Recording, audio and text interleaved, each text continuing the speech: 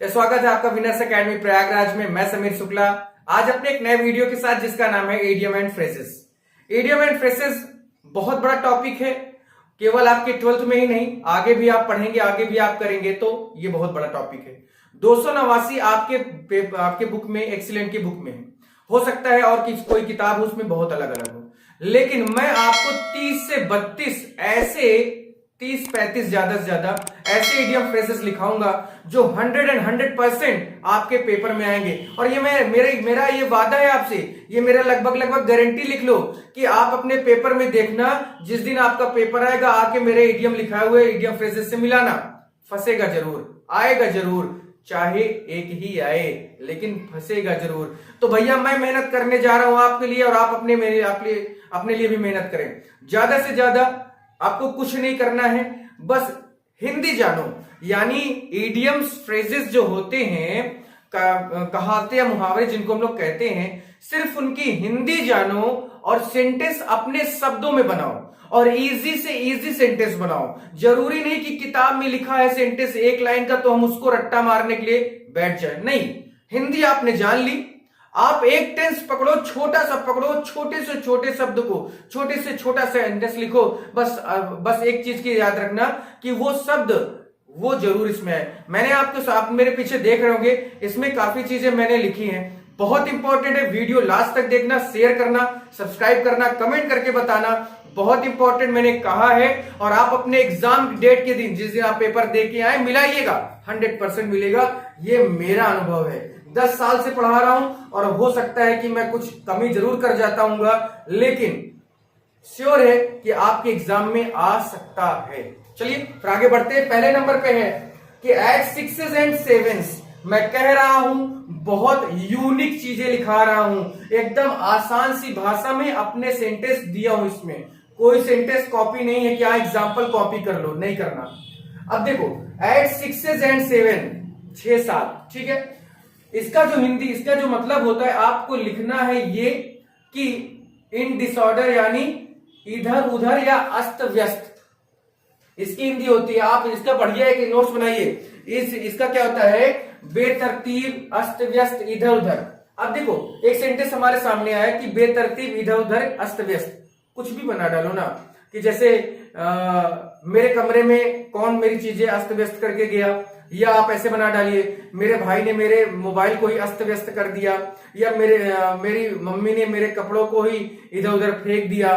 कुछ भी बना सकते हैं आप, आपके ऊपर डिपेंड करता है सेंटेंस बनाना। बनाइए, उसको बना के दिखाइए, कमेंट करिएगा, मुझे बताइए। जैसे इसमें है कि my brother's room is always in at 6s and 7, कि मेरे भाई का कमरा इज ऑलवेज, हमेशा, एट 6s and 7 कैसा रहता है, बेतरतीब तरीके से रहता है। मोबाइल वहां, चार्जर वहां, किताब यहां, और कौन कहां पता नहीं।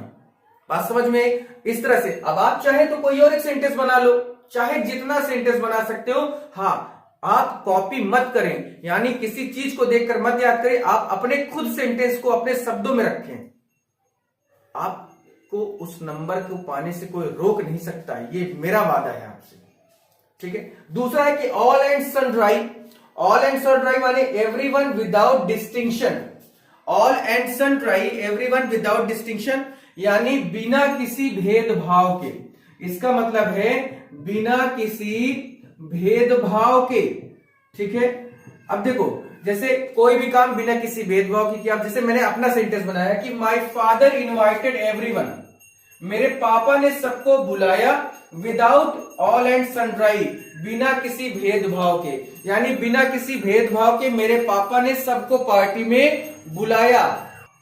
नेक्स्ट है एनेक्स टू ग्रीन, यानी an apple of discord. An apple of discord यानी cause of quarrel. Cause means होता है कारण, तो झगड़े का जड़ या झगड़े का कारण। तो आजकल के समय में सबसे बड़ा झगड़े का कारण क्या है? अब इसमें बुक में है कि Kashmir is the cause of an apple of discord between India and Pakistan. ये सब मत लिखो, मेरे कहने का मतलब है लिखना क्या है ये देखो, लिखना क्या है ये देखो। जैसे money is the an apple of discord between everyone, यानी पैसा हर एक व्यक्ति के बीच का क्या है, इस समय झगड़े का कारण है। अब अपने शब्दों में लिख दिया ना हमने, जैसे हम ऐसे भी लिख सकते थे कि money is an apple of discord between you and me, तुम्हारे और मेरे बीच के झगड़े का कारण पैसा है। आराम से हमने अपना शब्दों में लिख लिया।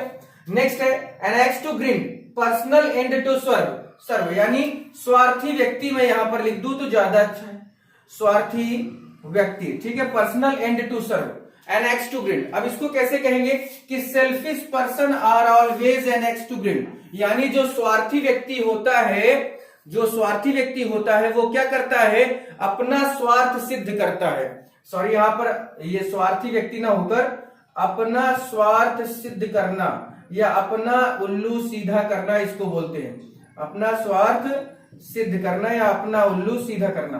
अब भाई अपना उल्लू या अपना स्वार्थ कौन सिद्ध करता है, जो स्वार्थी व्यक्ति होता है। आराम से अपने शब्दों में लिख दिया मैंने कि सेल्फिश पर्सन और always an axe to grind, कि जो स्वार्थी व्यक्ति होते हैं वो हमेशा ऐसे ही होते हैं। अगला है at large, at large means free होना, स्वतंत्र होना। जैसे द प्रिजनर, प्रिजनर मीन्स होता है कैदी, इज एट लार्ज स्वतंत्र है, कहां से, फ्रॉम प्रिजन, प्रिजन मीन्स होता है जेल, तो जो कैदी है वो जेल से क्या हो गया है, स्वतंत्र हो गया है। नेक्स्ट है 8वां नंबर की apple pie order, apple pie order यानी परफेक्ट अरेंजमेंट, यानी एकदम व्यवस्था, सुव्यवस्थित ढंग से। तो लो अपने लिए कुछ भी कर दो कि मैं अपनी चीजें एकदम एप्पल पाई ऑर्डर करता हूं, कि आई डू माई थिंग्स या I solve my question, apple pie order, हो गया, सेंटेंस खत्म। आपको यही बनाना है, यही करना है। आप अपने शब्दों में बनाएं, अपने सेंटेंस को खुद बनाएं, किसी पर डिपेंड रहने की जरूरत नहीं, ना तो कभी रहिए, ठीक है। अब देखो जैसे मैंने लिखा कि शी कीप्स हर बुक, वह अपनी किताब रखती है इन एप्पल पाई ऑर्डर, बड़े ही सुव्यवस्थित ढंग से, यानी बड़े ही ढंग से वो अपनी किताबें रखती। ये नहीं कि हाँ एक तो किताब ग्रामर की वहां फेंकी पड़ी, तो एक तो टाड़ के ऊपर, एक तो तखत के नीचे, ऐसा नहीं करना है, ठीक है। अगला है all Greek and Latin, Greek एक भाषा है, लैटिन एक भाषा है, दोनों में पूर्व और पश्चिम का अंतर होता है। तो बात यहां पर है कि डिफिकल्ट टू अंडरस्टैंड, समझने में कठिन होना। अब जैसे उसकी बातें मेरे समझ से क्या है, मेरे लिए बहुत कठिन है, उसके लिखने का तरीका मेरे लिए बहुत कठिन है। तो कुछ भी करना है यार, बस आपको लिखना क्या है कि समझने में कठिन होना। अब जैसे मैंने लिखा है कि his speech was all Greek and Latin for me, बहुत आसान, सबसे कम शब्दों में हमने अपनी बातें भी कह दी, हमें 2 नंबर भी मिल गया, ज्यादा ताम झाम नहीं हुआ, ज्यादा झाका ताकी नहीं हुई, ज्यादा किसी से पूछा पछोरा नहीं गया। तो His speech was all Greek and Latin, यानी उसकी जो भाषा है, उसके जो बोलने का तरीका है, वो मेरे लिए बहुत है क्या, डिफिकल्ट टू अंडरस्टैंड या ऑल ग्रीक एंड लैटिन, ठीक है। अगला है 8 नंबर, ए फार क्राई, फार क्राई माने वेरी डिस्टेंट, वेरी डिस्टेंट यानी बहुत दूर। अब बहुत दूर, क्या बहुत दूर, किसी चीज का बहुत दूर होना या दूर की चीजें, ठीक है। वेरी डिस्टेंट मतलब दूर की चीजें, दूर की कौड़ी ऐसे बोलते हैं ना। अब जैसे कि मेरे लिए मैथ पढ़ना बहुत दूर की बात है, मैं नहीं कर पाऊंगा इस चीज को, तो यहां पर किलोमीटर की बात नहीं हो रही। यहां पर देखो जैसे passing NDA is a far cry for nowadays, यानी passing NDA is a far cry nowadays, NDA pass करना बहुत दूर की चीज है, आजकल बहुत दूर की चीज है। आगे बढ़ते हैं, थोड़ा सा आगे बढ़ते समय हमने देखा दूसरा, लास्ट में 9वां नंबर है बैग एंड बैगेज।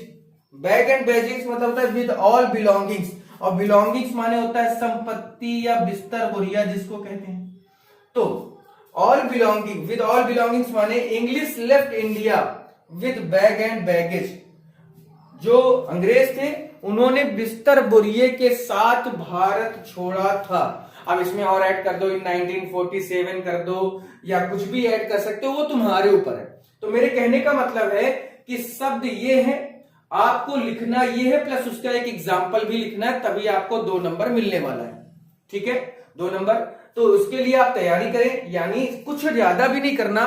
मैं इसमें बहुत मोस्ट इंपॉर्टेंट ही मैं आपको इडियम फ्रेजेस लिखाऊंगा या लिखा रहा हूं, इसलिए प्लीज आप इसको तैयार करें, दोस्तों को भी शेयर करें, बताएं उन्हें कि ऐसी ऐसी चीजें हैं, ये कंडीशन है, और कोई 289 नहीं लिखवाना, कोई 100, 150, 200 नहीं लिखवाना, कोई 80, 90 नहीं लिखवाना, सिर्फ और सिर्फ 30 से 35 लिखवाना है। आएगा उसी में से, आएगा उसी में से, ये मेरा आपसे वादा है।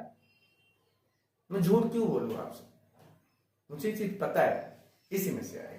चलिए बाकी देखते हैं, ऐसा भी कुछ नहीं है, आ सकता है भाई मैं यूज कर दूं ज्यादा सी पॉसिबिलिटी के लिए। खैर इसको शेयर कर दीजिए। और देखिए मैंने बताया कि टेलीग्राम में ही लिंक मिलेगा। अभी मैंने आपसे कहा था कल कि व्हाट्सएप पे मैं इस समय लिंक नहीं शेयर कर पा रहा हूं, और अभी हो सकता है कुछ दिन शेयर भी ना कर पाऊं, इसलिए अगर आपको वीडियो का लिंक चाहिए तो आप टेलीग्राम ज्वाइन करें। विनर्स अकेडमी प्रयागराज के नाम से चैनल है, उस पर ज्वाइन करें। उसके बाद में आपको धड़ाधड़ मिलता रहेगा आपको अगला मैटर। चलिए आगे बढ़ते थोड़ा सा हम लोग, चलिए आगे बढ़ते हैं 10वें नंबर के birds of feather. Birds of feather का मतलब होता है एक ही स्वभाव वाला, एक ही नेचर वाला। अब इसको कह दो कि मैं और मेरा भाई एक ही नेचर के हैं, अपने से बना लो कि आई एंड माई ब्रदर, या my brother and I are same nature, या sorry I and my brother are birds of feather. जैसे मैंने लिखा है कि people of the same nature, यहां पर ये लिखा कि my brother and I are birds of feather. मैं, मेरा भाई और मैं, हम दोनों कैसे हैं, सेम नेचर के हैं, बस खत्म कहानी। इतना ही तो करना है, बहुत ज्यादा थोड़ी करना है भैया। By and by, by and by का मतलब होता है शीघ्र ही, यानी बहुत जल्दी, वेरी सुन। तो बिफोर लॉन्ग आप इसको लिखेंगे, लॉन्ग मतलब बड़ा या बहुत ज्यादा, और बिफोर माने पहले, तो मतलब बहुत ज्यादा नहीं, बहुत पहले ही, शीघ्र ही। तो by and by he will join air force, कि बहुत शीघ्र ही वो क्या करेगा, इंडियन एयर फोर्स ज्वाइन करेगा। कितना आसान भाषा में मैंने लिखा है। अभी बुक में अगर आप देखें तो बुक में लिखा है कि Mahesh failed in the exam because he studied in fits and sorry by and by he will become a perfect Sant if he work hard. ये सारी चीजें क्या मतलब इतना बड़ा लिखने से, हमको मिलना उतना ही है जितना देंगे 2 नंबर। चाहे फिर आप एक से, हाँ सेंटेंस छोटा लिखो लेकिन इन शब्दों का इस्तेमाल जरूर करो। बिना इन शब्दों के इस्तेमाल किए हुए आपको नंबर नहीं मिलेगा, आप सोचते हैं, तो प्लीज इन शब्दों का इस्तेमाल करो। नेक्स्ट है bye fits and start. Bye fits and start, कई बार आपने सबको पढ़ा होगा, ऐसा नहीं कि आप पहली बार पढ़ रहे हैं, आपने 1-2 बार कहीं और पढ़ा होगा, किसी चैनल पे पढ़ा होगा, किसी कोचिंग में, किसी क्लास में, किसी टीचर से पढ़ा होगा। लेकिन कारण क्या है कि हम लोग भूल जाते हैं। भूलना नहीं है, सेंटेंस के कॉन्सेप्ट को क्लियर करना है। बाय फिट्स एंड स्टार्ट यानी इसको फिट्स को फिनिश की तरह लिखो कि भाई फिनिश एंड स्टार्ट, यानी बार बार इधर उधर शुरू हो रहा है अनियमित रूप से, तो इरेगुलरली। अब इसमें क्या है, he comes to school by fits and start, खत्म कहानी, एक सेंटेंस। और मैं आपको बुक का पढ़ के बताता हूं कि बाय एंड फिट्स, कि Mahesh failed in the examination because he studied by fits and start. इतना ज्यादा लिखने से क्या हमको ज्यादा नंबर मिल जाएगा, तो ये ऐसा नहीं है, इस तरह से बिल्कुल नहीं है। ज्यादा लिखने से ज्यादा नंबर नहीं मिलेगा। ज्यादा लिखने से हो सकता है कि आप सेंटेंस को गलत लिख के आ जाएं। सेंटेंस प्रभावी होना चाहिए, इंपैक्ट बढ़िया पढ़ना चाहिए। जो अगर सेंटेंस पढ़ रहा है उसको पता है, एग्जाम में कोई पता है कि वो कॉपी चेक करता है, लेकिन वो सिर्फ और सिर्फ वो चीजें देखना चाहता है जो उसके लिए जरूरी है। आप 2 लाइन का सेंटेंस लिखोगे, वो देखेगा, ढूंढेगा बाय फिट्स एंड स्टार्ट ही, तो आप छोटा सा सेंटेंस लिखो। जैसे मैंने लिखा कि ही कम्स टू स्कूल, वो स्कूल आता है लेकिन बाय फिट्स एंड स्टार्ट यानी अनियमित रूप से आता है, कोई दिक्कत। अगला है बोल्ट फ्रॉम द ब्लू, आसमान से बिजली का कड़कना, यानी अचानक से क्या होना, शॉक लग जाना। किसी को पता होता है क्या कि 5 सेकंड बाद या 1 घंटे बाद या आधे घंटे बाद बिजली कड़केगी? किसी को नहीं पता। अचानक से शॉक लग जाना, तो इसी को कहते हैं a great shock, a great shock. अब जैसे हिज फेलियर, उसका फेल होना, is bolt from the blue to his father, बार बार उसका, यहां पर मैं ऐसे लिख दूं कि his failure is bolt from the blue to his father, या यहां पर लिख दूं कि again and again his failure, यहां पर अगर लिख दिया जाए कि अगेन एंड अगेन, बार बार के लिए अगेन एंड अगेन, कोई दिक्कत नहीं होगी, ठीक है, या ना लिखे तब भी दिक्कत नहीं। तो his failure again and again is bolt from the blue to his father, या his failure is bolt from the blue to his father. Clear हो गया? अब देखिए बुक में क्या लिखा है कि his mother untimely death come to him as a bolt from the blue. इतना बड़ा लिखने से क्या मतलब है? मेरे फिर कहने का मतलब समझो कि शब्दों को यूज करना है, आप कुछ भी लिखो, हाँ, इधर उधर नहीं होना चाहिए, सेंटेंस का सेंस भी थोड़ा अच्छा होना चाहिए, बोलते समय हिंदी निकालते समय उसके सही हिंदी निकले। ये नहीं कि पता चला बातें इस ग्रह की हो रही, पृथ्वी की लिख दो, बृहस्पति ग्रह की बातें, तो इसके बारे में भी नहीं करना ऐसा, एक हिसाब किताब से। अगला है by leaps and bounds. Leaps and bounds का मतलब ये होता है दिन दूना रात चौगुना, यानी बहुत तेजी से किसी चीज को प्रोग्रेस में रखना। ठीक है, जैसे आपको डेली याद हो रहा है, आप डेली पैसा कमा रहे, बढ़िया माने सुबह अगर 2000 कमाए तो शाम तक आते आते 10,000 हो गया, तो दिन दूना रात चौगुना, यानी वेरी रेपिडली। तो India is making progress by leaps and bounds. India is making progress यानी भारत प्रोग्रेस कर रहा है दिन दूनी रात चौगुनी स्पीड से। अगला है बेगर डिस्क्रिप्शन।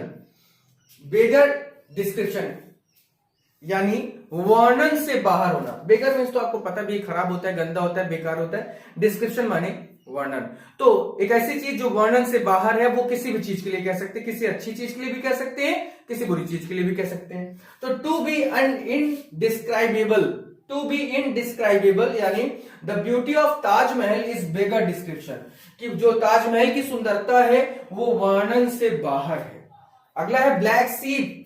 ब्लैक सीप का मतलब होता है अवांछनीय व्यक्ति या कुल कलंक जिसको कहते हैं, या एक तो हर परिवार में एक तो कमीना होता है ना, एक हरामी होता है आदमी, एक ऐसा आदमी होता है जो घर वाले सोचते हैं कि अगर ये कहीं बाहर जाएगा तो ये लड़ाई करके आएगा, यानी लड़ाई लगवा के आएगा, वो उसको कुल कलंक या उसको बेकार मानते हैं। और हर घरवार हर खानदान में एक होता है ऐसा आदमी जो कहीं ना कहीं घर के नाम, घर परिवार के नाम को बदनाम करने का पूरा बीड़ा उठाया रहता है। तो ही इज अ ब्लैक सीप ऑफ हिज फैमिली, खत्म। Undesirable person, he is a black सीप ऑफ हिज फैमिली, मतलब वो अपने घर का क्या है, एक ब्लैक सीप है, एक अवांछनीय व्यक्ति है, एक ऐसा व्यक्ति है जो घर के परिवार के नाम को बर्बाद कर रहा है, बेकार कर रहा है। ब्लैक एंड व्हाइट, लिखित रूप में, इन राइटिंग, इसको क्या कहते हैं, इन राइटिंग यानी लिखित रूप में। You have to apologise to him in black and white. Apologise, तुम्हें माफी मांगनी पड़ेगी। फॉरगिव माने माफ कर देना, अपोलोजाइज माने होता है माफी मांगना। यू हैव टू अपोलोजाइज, तुम्हें अपोलोजाइज माफी मांगनी पड़ेगी, टू हिम, उससे, इन ब्लैक एंड व्हाइट, रिटर्न में, कि हाँ भैया हमको माफ कर दो, हमसे गलती हो गई। लास्ट है ब्लैक ब्लड, बैड ब्लड यानी एनिमिटी, शत्रुता। तो one should not create bad blood among friends, यानी किसी को भी दोस्तों के बीच में शत्रुता नहीं करवानी चाहिए या लड़ाई नहीं लगवानी चाहिए। मेरी बात समझ गए होंगे आप। इसके बाद एक दो और लिखा देते हैं जिससे आपको और क्लियर हो जाए, 20 कम से कम करवा दिया जाए। 19वां है बाय डिग्रीज यानी ग्रेजुअली। ग्रेजुअली का मतलब होता है धीरे धीरे, कि जैसे ही developed his knowledge by degrees. By degrees मतलब धीरे धीरे, मैंने बताया आपको। अब उसको आप कैसे भी कर सकते हैं कि धीरे धीरे वो आगे बढ़ रहा है, तो ही इज मेकिंग प्रोग्रेस या he is running by degrees, he is spending money by degrees, कुछ भी कर सकते हैं आप। बिल द कैट यानी टू लीड इन डेंजर, यानी खतरे में अगुआ होना। खतरे में अगुआ होना मतलब कोई खतरा है, कोई दुश्मनी है, कोई लड़ाई लड़ने जा रहा है और कोई आगे नहीं आ रहा है क्योंकि अगला आदमी बहुत ज्यादा क्या है, बलवान है, बहुत ज्यादा शक्तिशाली है। उस कंडीशन में अगर यहां पर बिल द कैट लिखा जाए तो इसका मतलब है कि भैया बिल्ली के गले में घंटी बांधेगा कौन, क्योंकि बिल्ली तो बहुत खतरनाक होती है। टू लीड इन डेंजर करेगा कौन? तो यहां पर बात यह है कि सबसे ज्यादा जो खतरे में अगुआ होगा कौन, तो किसी ना किसी को तो सर कटाना ही पड़ेगा। तो he has already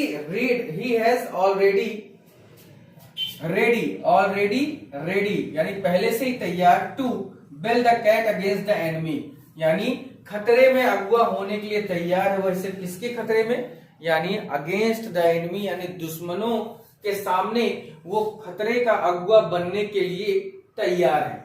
तो ऐसे ही मैं कल आपको एक पार्ट और इसका लेके आऊंगा, उसके बाद आपका इडियम फ्रेजेस खत्म होता है। और मेरी बात मानिए, मैं आपसे फिर से कहता हूं, वादा करता हूं,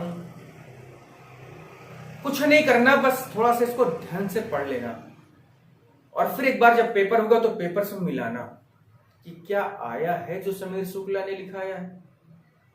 and I hope and I wish कि आएगा। ये मेरा इतना ज्यादा कॉन्फिडेंस कैसे है, क्योंकि मैं इस चीज को जानता हूं। चलिए फिर आज के लिए इतना ही। पढ़िएगा, शेयर करिए, सब्सक्राइब करें। कमेंट करें, लाइक करें। Thank you.